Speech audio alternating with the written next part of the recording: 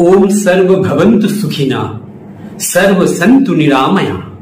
ओम शांति ओम शांति ओम शांति।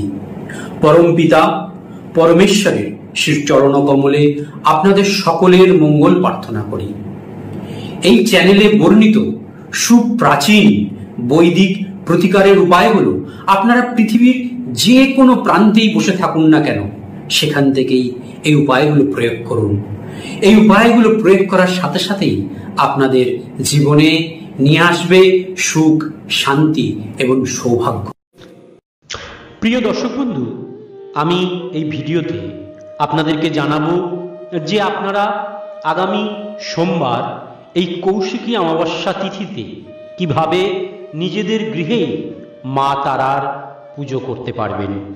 দেখুন, ভগবতী মা যিনি মহাশক্তি, জগৎজননী, যিনি দুর্গতি নাশিনী, তিনি আবার বিপত্তারিণী মা তারা। এই মা তারা আবার দশ মহাবিদ্যার দ্বিতীয় মহাবিদ্যা। লোককথা অনুসারে সাধক শ্রেষ্ঠ বামদেব মনের দৃঢ় বিশ্বাস নিয়ে তার বড় মাকে ডেকে ডেকে যখন দেখা পেলেন না, তখন একদিন রাগে ক্ষোভে দুঃখে সেই শিলামূর্তি ধরে কাঁদলেন।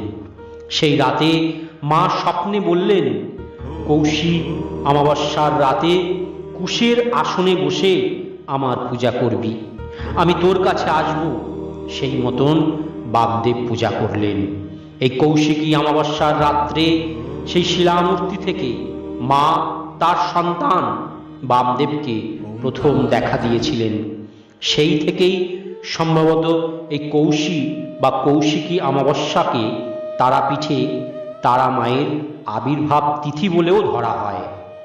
এই কৌশিকী অমাবস্যার রাত্রে মায়ের বিশেষ পূজা আরতি হয়ে থাকে। আজও রাতে মহাশ্মশানে বহু দূর দূরান্ত থেকে প্রচুর সাধক ও তান্ত্রিকরা আসেন পূজা পাঠ হোমযজ্ঞ করতে। মায়ের কৃপায় সকলের মনস্কামনা পূরণ হয়। মনে হয় মা বিপত্তারিণী তারা যেন দুহাত তুলে আমাদের ডাকছেন, আমাদের অভয় প্রদান করে বলছেন, আমি আছি, তোদের ভয় কিসের?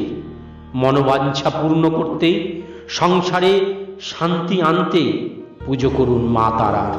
সময়কে ভালো রাখতে, দুর্গতি কাটিয়ে উঠতে তারা মা আপনাকে সাহায্য করবেই করবে। তারা মায়ের নানান রূপ, কখনো উগ্র তারা, কখনো নীল সরস্বতী, কখনো এক জোড়া তারা, কখনো আবার কুরুকুল্লা তারা, কখনো বর্ষ তারা, কখনো মহাশ্রী তারা। শুধুমাত্র হিন্দু ধর্মে নয়, বৌদ্ধ ধর্মেও পূজিতা এই দেবী তারা। তাই বৌদ্ধ ধর্মেও এই কৌশিকী অমাবস্যা তিথিকে অত্যন্ত তাৎপর্যপূর্ণ তিথি হিসেবে মানা হয় সাধনার জন্য। যদি মনের কোনো আশা থাকে, এক মনে মাকে জানান, পূজা দিন, হোম যজ্ঞ করে মায়ের জন্য বিশেষ আহুতি প্রদান করুন। দেখবেন মা কাউকে খালি হাতে ফেরাবেন না। কৌশিকী অমাবস্যার রাত্রে যাদের ঘরে তারা মায়ের ছবি, মূর্তি, পদযুগল যাই থাকুক না কেন, সেটিকে কুশের আসনে রেখে পূজা করবেন।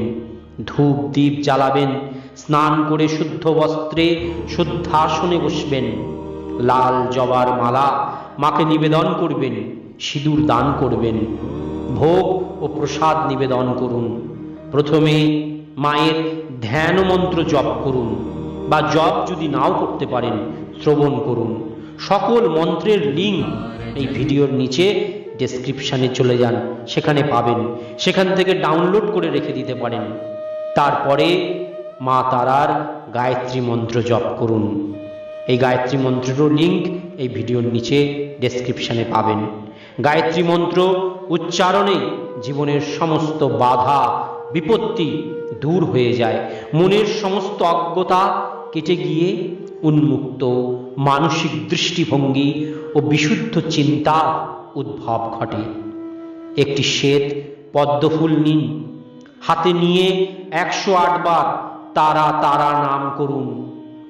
এই 108 বার নাম জপ হয়ে গেলে মনের যে কোনো মনস্কামনা একটি মনস্কামনা মনে মনে আপনারা মাকে জানান, জানিয়ে এই শ্বেত পদ্ম ফুলটি মায়ের চরণে নিবেদন করুন। দেখবেন ওই মনস্কামনাটি পূরণ হবেই হবে। তারপর কর্পূর জ্বালিয়ে মায়ের আরতি করুন। অবশেষে মা তারা কবচ, মা তারা শতনাম স্তোত্র, মা তারা অষ্টকম স্তোত্র শ্রবণ করুন। এই স্তোত্র কবচেরও দেখবেন লিঙ্ক এই ভিডিওর নিচের ডেসক্রিপশানে আপনারা পাবেন। এই বিশেষ দিনে এই কবচ স্তোত্র শ্রবণে সকলের মনোবাঞ্ছা পূরণ করেন কৃপাময়ী মঙ্গলময়ী মা তারা।